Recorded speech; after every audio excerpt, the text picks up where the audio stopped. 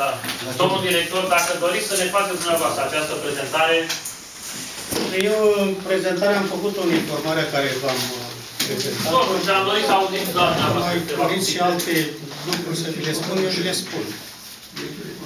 Deci am făcut această informare în ideea că iarna a venit deja și termourbanul este în imposibilitatea de a da drumul la căldură din cauza neplății viromului. Bineînțeles, ați văzut că mai avem și alte datorii în afară de virom, dar viromul e principalul punct pentru care nu putem să dăm drum. Noi suntem pregătiți tehnic să dăm drumul la căldură, dar gaze nu avem. Aș fi vrut cu această informare și pentru că se și televizează, să facem în continuare un apel către populație să-și achite datoriile restanțe ca să putem să dăm drumul la căldură. Alte lucruri, dacă vreți să le discutăm pe fiecare în parte, am făcut tot ceea ce a fost necesar privitor la acoperirea datoriilor din orașul ăsta. Am făcut somații, am dat în judecată oameni, suntem în curs de scoatere la licitație de apartamente. Banii nu vin în sistem pentru a putea să repornim încălzirea. Oficială situația. Alte lucruri privitoare la situație, dacă vreți să o discutăm și să discutăm pe larg lucrurile astea, din toate situațiile pe care le avem, sunt și răi platnici, dar sunt și foarte mulți care nu pot să achite aceste datorii. Datoriile vin de mulți ani. Deci avem datorii care vin de peste un an, 2 ani, 3 ani, în valoare de peste 15 miliarde de lei. Ele sunt adunate de 3-4 ani, s-au adunat continuu și s-au adunat și penalitățile către ele și noi spunem mereu că avem de recuperat. Dacă vedeți, sunteți scriși acolo cu 24 de miliarde, că trebuie să le recuperăm de la populație. Din toate analizele pe care le-am făcut în anul ăsta de când sunt acolo, nu toți acești bani mai putem să-i recuperăm de la oamenii de acolo, decât cu procedurile legale, cu dat în judecată, cu ale proceduri legale care sunt foarte și costisitoare, care și bani, și necesită și foarte, foarte mult timp. Deci noi, anul ăsta, cu tot ce am făcut noi, avem 1000 și ceva de procese pe rol, nu putem să strângem bani din aceste procese. De aceea am făcut informarea, ca să o știți și dumneavoastră, și să solicităm în același timp populației să-și achite datoriile, dar și Consiliul Local un sprijin pentru a putea să începem furnizarea de... Ce sprijin? În afară de sprijin financiar, celelalte lucruri. Dacă în administrare am făcut tot ce s-a putut face, am redus personalul, că acolo erau probleme deosebite. Dacă vă dau o analiză a ceea ce s-a întâmplat la personal, deci personalul are o pondere mare, nu foarte mare, în prețul gigacaloriei.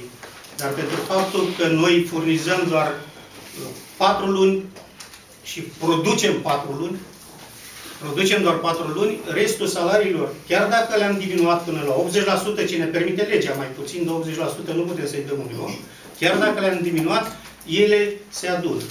Înseamnă 700-800 de milioane de lei pe lună, care înmulțit cu alea 10 luni, fac alea 1 miliarde pe care mai avem să le plătim la viitor.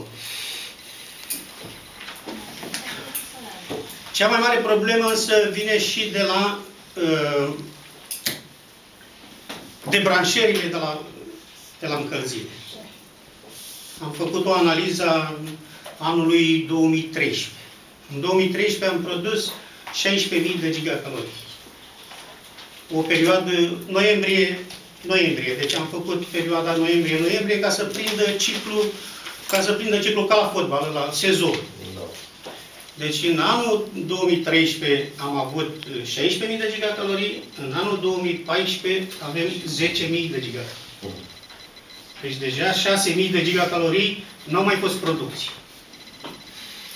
La asemenea producție, cu vreo 90 de lei pe gigacalorie, ce înseamnă cheltuieli fixe, pe care nu le mai putem reduce, înseamnă 5 miliarde de lei care se pierd în perioada asta. din cauza reducerii producției. Anul acesta, deci din noiembrie și până la data asta, din noiembrie anul trecut și până la data asta, s-au montat încă 720 de centrale în bloc. Asta înseamnă o diminuare, din nou, a producției de energie termică. Această diminuare a producției de energie termică o să inducă pentru acest an, în continuare, pierderi pentru mai mari. Vă spun lucrurile astea ca să fiți în cunoștință de cele și care sunt lucrurile și cum ne aflăm, unde ne aflăm în această perioadă.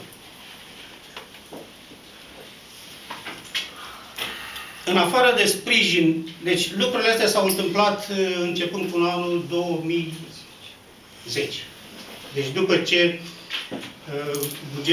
deci de la bugetul de stat se primea acea subvenție până în 2010, de la data asistării subvenției din 2010, subvenții de stat, deci se primea subvenție de la bugetul local, subvenție de la bugetul de stat, ajutor social de la bugetul de stat, ajutor social de la bugetul local. S-a asistat ajutorul social de la stat. Atunci au început să apară problemele și au început să apară aceste sume neîncasate. Termourban a mers foarte bine atâta timp cât primea aceste subvenții de la stat. Deci vă spun, de exemplu, în 2009 a primit 15 miliarde de la bugetul de stat subvenții. În condițiile în care ne aflăm acum, în care Consiliul Local la data asta și-a achitat toate datorii față de Termourban. Bugetul local, bugetul de stat, bugetul de toate subvențiile sunt achitate la zi. Deci bugetul local nu are nicio datorie către Termourban. Problema e că au apărut aceste lucruri pe care vă spun. Acum, celelalte datoriile care sunt adunate, și ca să le știți, sunt probleme deosebite cu cei care i-am debranșat. Avem 1070 de apartamente debranșate și la cererea lor și la insistența noastră că aveau prea mare datorie. Acolo sunt vreo 9 miliarde de lei care se adună continuu debite pentru ei și se adună și părțile comune. Avem cei care și-au montat centrale termice. Sunt acum la data asta 1700 de centrale termice montate, care avem 2 miliarde și jumătate de recuperat de la ei.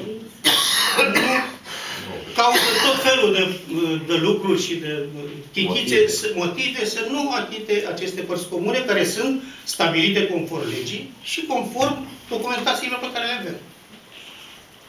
Avem chiriași ai primăriei, chiriași care sunt ai Consiliului Local, care stau în chirie în alea și au 3 miliarde 900 de plată la încălzire la Termourban.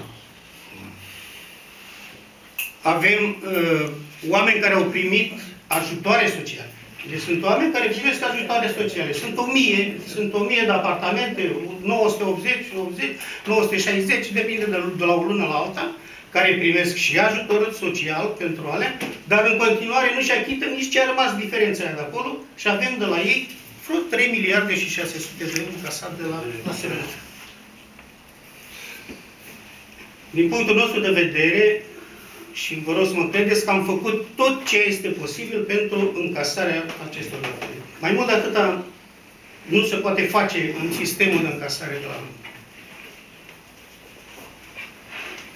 Cea mai mare problemă este că din tot ce s-a debranșat și tot se debranșează, valoarea de 1700 de apartamente, 1730 de apartamente care au debite zero la noi, nu s-a modificat.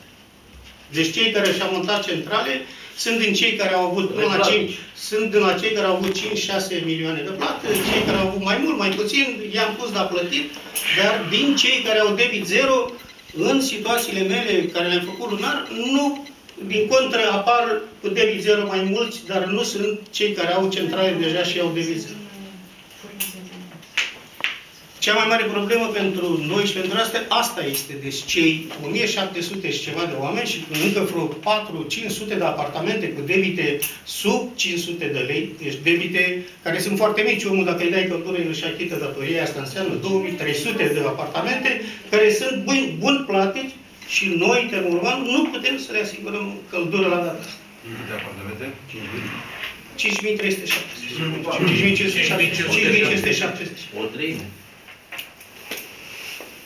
Mai aveți ceva? Deocamdată. Domnul viceprimar, care răspundeți de această activitate, ce părere aveți? Ce recomandare, domnul director, aș putea să răspund și eu că am făcut materialul împreună și, mă rog, nu este ăsta ultimul material. Noi am făcut un de acum 2 luni la obiect, adică pe fiecare centrală, pe fiecare scară, pe fiecare apartament, chiar nominal, o situație cu datornici. Între timp, situația nu s-a schimbat foarte mult, în sensul că n-au venit plăți însemnate către Termoban pentru a putea plăti contravalarea gazului livrat de birou. După părerea mea, s-a greșit prin faptul că s-a menținut numărul de personal și cheltuielile cele care sunt fixe în momentul când s-a constatat că această producție de energie termică scade de la lună la lună, de la an la an. Este normal ca atunci când ai niște cheltuieli fixe și producția scade, de exemplu, de la 2013 la anul 2014, 40%, și plătești 1 miliard, să zicem, sau 100 de milioane salarii pe lună în condițiile în care funcționezi 4 luni, acelea sunt pierderi programate. N-ai de unde să le susții. În momentul când producția, când era producția de 22.000, de exemplu, de giga, era cu tot o altă problemă, se putea susține salariul și pe celelalte luni. Acum nu s-a mai făcut. Și prescripția noastră este una din cauzele principale pentru care s-a ajuns la gazul de bio. Deci asta este afară de neîncasare. Neîncasarea a fost și în ceilalți ani, am mai prezentat, domnul director. Au fost acele ajutoare până în 2010, s-a modificat legea, n-au mai fost primite și aceste probleme au apărut în lanț și am ajuns în situația actuală. Și nu știu cum ieșim, că lumea nu plătește. Și cei care au plătit, ce vină au și ce soluție aveți pentru dumneavoastră, domnul director al Termourban? Care este soluția pentru cei 1700 dintre care mă număr și eu care am plătit și nu beneficiem, se pare, de căldură? Soluții tehnice pentru a furniza acolo celui care plătește nu avem. Am avut o discuție și în comisie cu dumneavoastră. Ieri ar fi fost bine să avem acea distribuție orizontală, să putem opri pe cel care nu plătește și să-i dăm drumul celuia care plătește. Dar aceste investiții nu se pot face din cauza faptului că nu avem asociații de proprietari și nimeni nu poate să investească în aceste locuințe.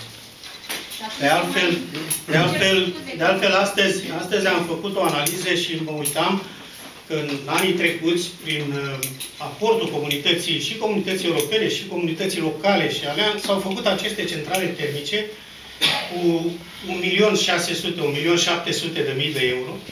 Centrale termice deosebite, am fost printre primele 5 orașe din țară care au beneficiat de niște fonduri deosebite pentru modernizarea sistemului de încălzire.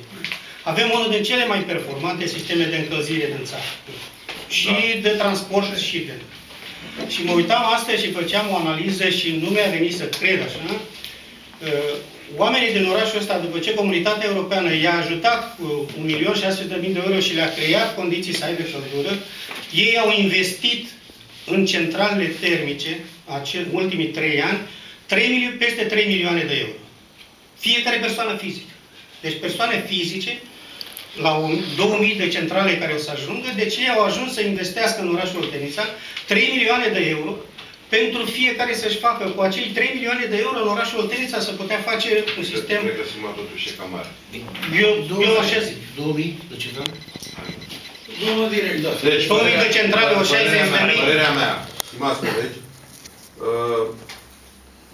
probabil că vom fi nevoiți de această dată să dăm bani termourbanului. Ce vom face dacă la anul mai apar... E o glumă ce a spus dumneavoastră. Da. E o glumă. Chiar o glumă. Chiar o glumă. Da? Ce vom face dacă la anul să mai branșează... Din păcate se înregistrează. Am spus că putem da bani. Există acești bani? Nu știu dacă există. Păi nu Eu există. nu știu dacă există acești bani. Îmi dați voie să pun și eu câteva întrebări? Ce formă continuați? Doamna director de la Finanțe, avem vreo datorie către Termo din tot ce le-am datorat?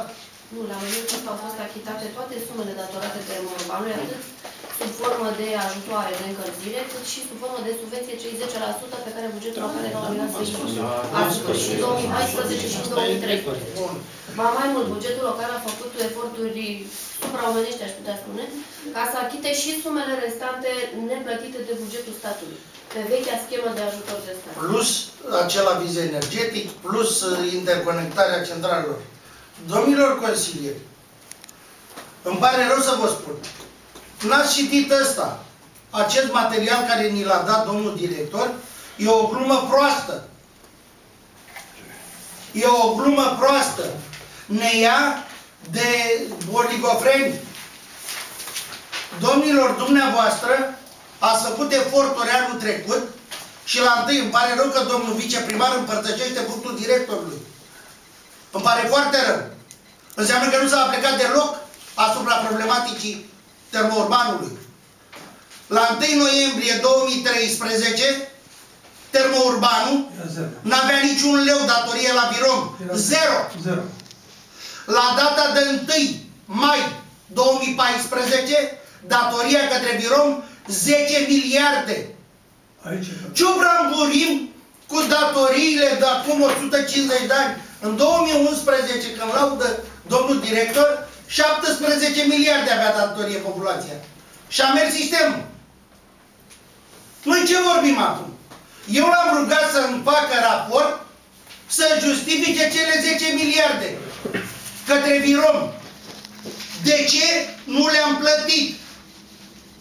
La 1 noiembrie 2013, 0 lei. L-am rugat, e adevărat că au muncit pe rute, mi-au făcut la situații de poți să citești un roman din ele. Dar nimeni nu mi explică, nici domnul vice, nici domnul director, de ce 4 centrale are o datorie de 3 miliarde ceva și alte, nu, 4 centrale are 5 miliarde jumate, 4 are aproape dublu decât alea 6. Vă putem explica acum? Păi ce să vă explicați acum, domnul director? Când suntem în prag de iarnă și acum o lună v-am chemat aici și pe dumneavoastră și pe domnul vice și pe domnul secretar și pe doamna contabilă și am încercat să facem rost de bani. Știți foarte bine că bugetul Noi trebuie să știm ce să facem cu oamenii. Dacă eu știu că ce vreți dumneavoastră. Știu foarte bine ce vreți dumneavoastră. Vă punem la adăpost, nu aveți treabă cu voi. Nu la adăpost, sunt în frunte, n-am cum să fiu la adăpost ca director acelei societăți să fiu la adăpost. Eu sunt primul în frunte. Dați căldură oamenilor. Nu pot să... Nu e treaba noastră. Noi tot ce am avut datorii să vă dăm, v-am dat. Nu trebuia să vă dăm noi bani să vă îngăsați bani. Noi la 1 noiembrie 2013 v-am asigurat 0 datorie la Virom. Tot noi v-am asigurat. Și n-am făcut bine ce spune domnul Pirone. Dacă vă aduceți cumva aminte, dacă vreți să dezgrop morții acum. Și anul trecut tot asta am făcut. Dă-le, dă-le, dă-le. V-ați învățat așa. Nu mai avem de unde să vă dăm. Dacă vă vedeți. Domnule, cu toată calmitatea, doresc din suflet să vă... Am făcut întrebarea astea și anul trecut. Niciodată nu s-a ținut cont.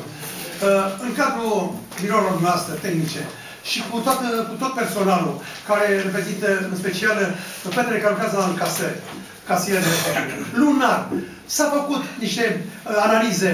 Dom'le, Sam Păpușe, ai în sectorul respectiv, ai avut de încasat 1.800.000 sau 2 miliarde. Cât ai încasat Păpușită, dragă? În luna ianuarie anul trecut sau în luna februarie? Păi am încasat decât 200 de milioane. Păi și tu ce ai de gând să faci? Că ai 14 milioane acolo, 1400 de lei, 1500 de lei salariu. Ce ai de gând? Domnule director, sunt lucruri care sunt permovise sau scăpat din vedere. Vă rog să mă credeți că îmi cer scuze că toată lumea bombardează asupra noastră, dar am zis-o și anul trecut și am zis-o mereu. Sincer vă spun, sunt lipsuri mari și la capitolul ăsta. Trebuia mai multă presiune asupra oamenilor care sunt direct implicați în procesul de încasări de la populație. Sunt foarte multă lume, foarte mulți cetățeni care vin și spun că acele facturi se bagă numai jos frumos la acele, în sfârșit, rafturi și dacă vreți, vă aduc mâine aici 2-3 femei în vârstă care spune că nu au coborât de 6 luni, 8 luni de zile din bloc și că maică, domnul Lungu, efectiv, dacă vine aici la ușă, îi dădeam banii. Mi s-a strâns acum 4 milioane de lei. Efectiv, mi-a adus alt vecin, deci asta după o lună zile, că a văzut că e acolo hârtia. Domnule Istor, nu se face tot ce se trebuie. Nu vreau să vă mai dau iar exemple, că sunt salariați care pleacă la ora 11, cum se spune că pleacă pe teren, alea 2 ore casează acolo și după ora 11 pe teren și, domnule director, mâine să le spuneți la toată lumea să vină să mă uite pe mine, că știu ce să le răspund, să știți. La ora 11-12 sunt acasă, domn director. Își fac treburile acasă, domn director. Sunt vecini care le părăsc, să știți, care le spun. Sunt salariați care mai lucrează și în alte părți, domn director. Pleacă de la dumneavoastră la ora 9:30 și lucrează în altă parte, domn director. Țineți cont. Sunt lucruri care nu se poate așa ceva. Nu se poate. Exemplu cu treaba cu cele 6 miliarde de salarii, în timp ce absolut nu s-a produs nimic și s-a virat decât 1 miliard de lei la birou, totuși dă de gândit, domne. Dă de gândit, domne. Te oprești, domne, sunt manager, sunt ce dracu sunt acolo. Domne, am 40% vă dau salarii, domne, să fie clar. Mi-ai încasat în 2 miliarde decât 1 miliard, îți dau decât 50% salariu, clar. Nu-ți mai dau nici 80%, e foarte mult 80% cât am auzit că se dă. E o situație, într-adevăr, disperată. Presiunea pusă pe primărie, să știți că nu o să ajungă la nicio concluzie, domnul director. Pentru că primăria, și dacă n-avea bani, ar face deturnare de fonduri, domne. Că n-ai voie să plătești. Ce mie îmi plătește cineva la casa mea, domne? Mie dacă nu plătesc la birom o săptămână de zile, aș și venit și mi-a și pus plumbul imediat la poartă, domne. La apă e la fel, peste tot e la fel. La cei cu lemne, le cumpără la cineva lemne. Ne-a dat nouă ceva subvenții odată? Să fim oameni serioși, domnule. Nu se poate. Domnule, să avem 150 de milioane datorie la un cetățean de 3-4 ani de zile, 80 de milioane, 50 de milioane, 90 de milioane, 140 de milioane. Și dracu e asta, domnilor. Pe cuvântul meu. Eu aș fi nebunit dacă ar fi director acolo. Iertați-mă că nu e numai vorba de noastră. Și de șefii de serviciu. Respectiv care sunt pe convins că nu vă ajută. Poate nu ați făcut mai mult decât alții de când ați venit acolo. Dar nu este de ajuns. Nu e de ajuns. E o situație disperată. Ce o să zică lumea asta? Că a început deja frigul, sezonul rece și lumea stă nebuniți. Eu dacă nu dau drumul în sfârșit pe la 3-4, tot mi se va e răcoare în casă. Dar ce o face vieții oameni ca domnul? Și nu avem nicio puterință la avem noi. Nu avem deocamdată. E foarte, foarte problematică treaba. Dar vă spun, personalul trebuia pus la treabă. Și nu-i târziu măcar nici acum, în ultimul ceas. Să meargă după ora 18. Deci încasatorii mei au rămas 4 din toți cei care am avut, deci am dat afară de ei, au rămas doar 4 încasatori. Câți încasatori ați avut? 7 am avut, au rămas 4. Deci 4 încasatori. În tot orașul sunt 4 încasatori. Acești 4 încasatori, deci acești 4 încasatori au program. Deci au programul până la ora 10 la societate. După ora 10 pleacă pe teren. Cu acordul nostru, în perioada 12-16, n-are ce să caute la om acasă, că nu-l deschide nimeni ușa.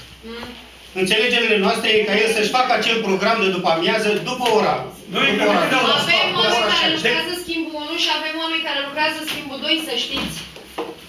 Eu lucrez într-un sistem tot cum ar lucra în casa autorii noastre și lucrez și deci nu am personal mai mult dacă. Dar de câte ori s-a făcut?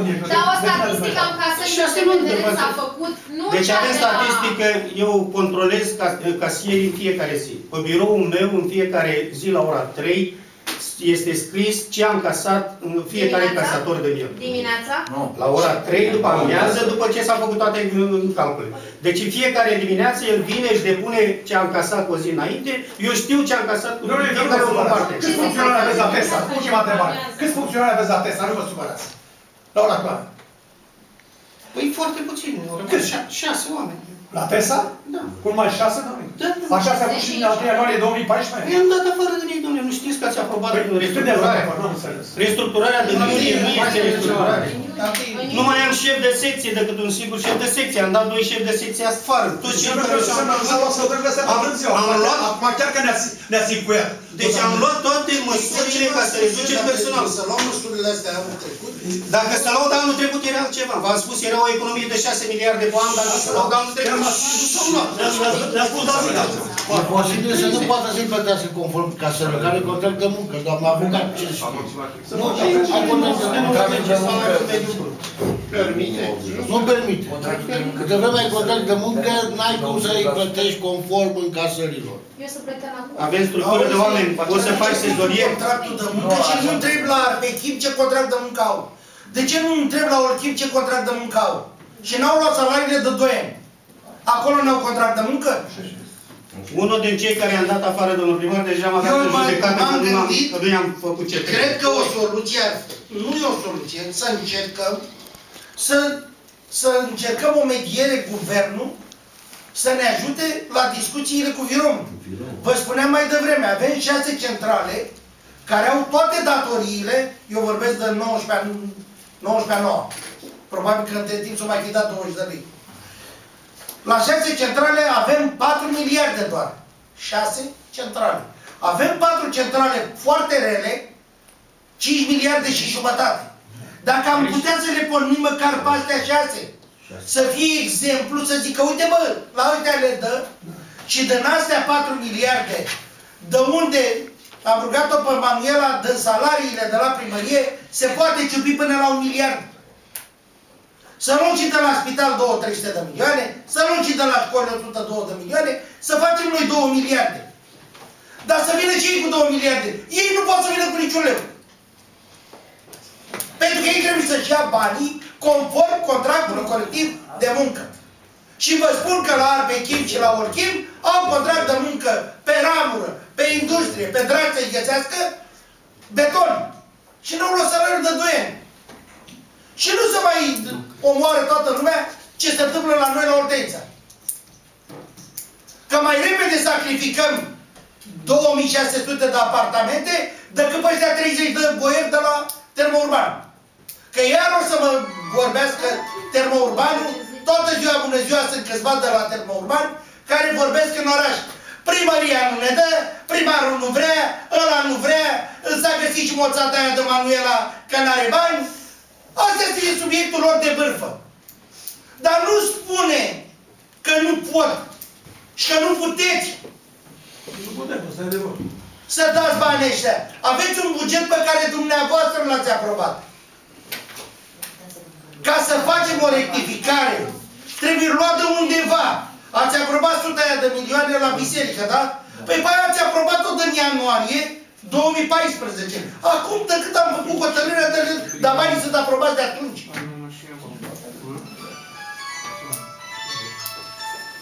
Am făcut această rectificare, am rugat-o pe Manuela, vezi bă cum tragi, să puteți să mai facem și noi câte ceva.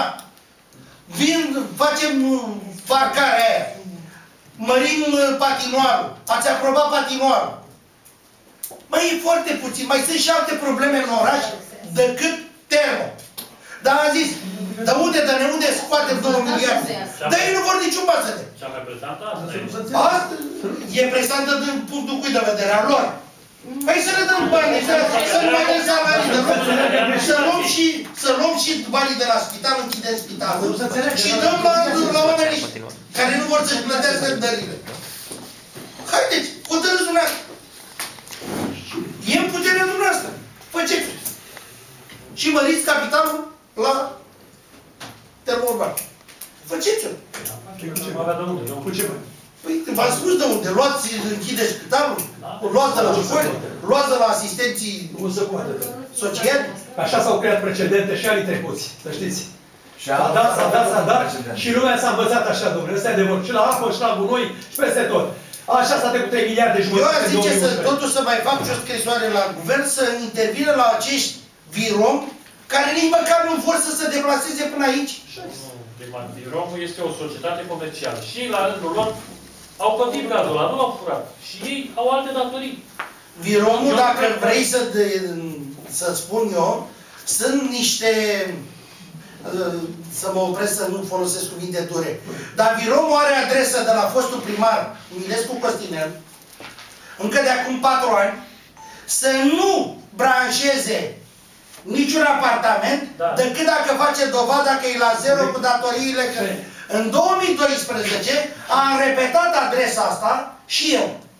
Și cu toate astea, nici nu se uită la noi. De ce fac lucrul ăsta? Pentru că e agent economic?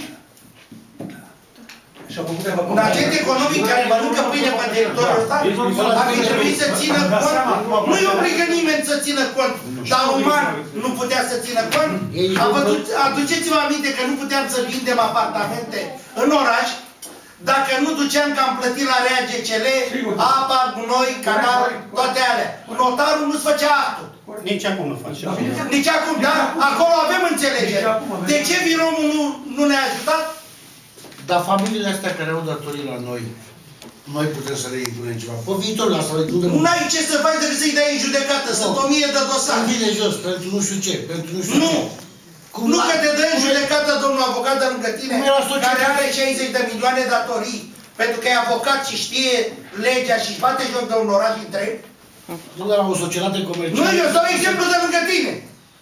De ce nu râde? Domnul avocat, de ce nu v-ați plătit datoria lui? Că ne judecăm și cu dânsul. Întreabă că e lângă tine.